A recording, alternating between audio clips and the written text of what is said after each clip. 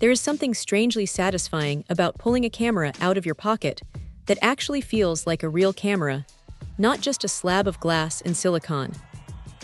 This little red number from Sony is a perfect example of that era, when point-and-shoots were hitting their absolute peak. It is tiny, it is vibrant, and honestly, it packs a punch that makes you wonder why we ever stopped carrying dedicated compacts. The first thing you notice is the weight. It has that dense, solid feel that tells you it is not just a hollow plastic toy. When you slide it out of a jacket pocket, it is ready to go in a heartbeat. That high-speed autofocus is no joke either. You point it at a subject, half-press the shutter, and it locks on before you can even blink. It is snappy in a way that many modern smartphones still struggle to replicate when the light starts to dip. Speaking of light, that Exmor-R sensor is the real star of the show here. It handles dim environments with a surprising amount of grace, keeping the noise down and the details sharp. You are not going to be shooting professional cinema with it, but for evening dinners or dimly lit rooms, it performs way better than the specs might suggest. Then there is the zoom. Having a 10 times optical zoom in something this slim is just plain fun. You can stand back, pull in a distant subject, and still get a clean, crisp shot without that digital grain that ruins everything. It makes you feel like you have actual control over your framing.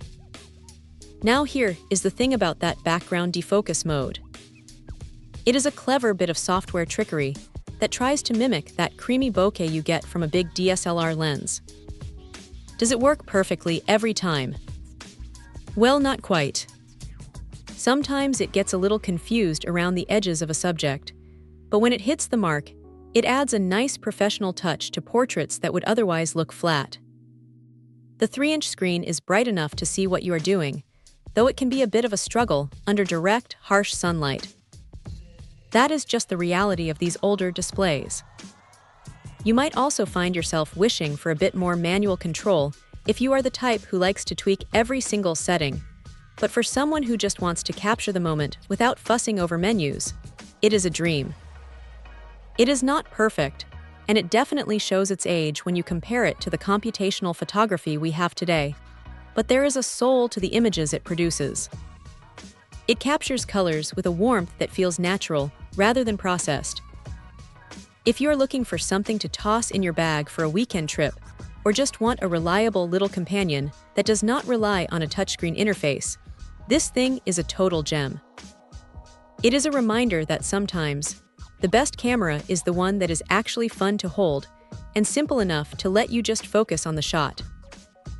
It is a solid, reliable piece of tech that still has plenty of life left in it for anyone who appreciates a dedicated tool for the job.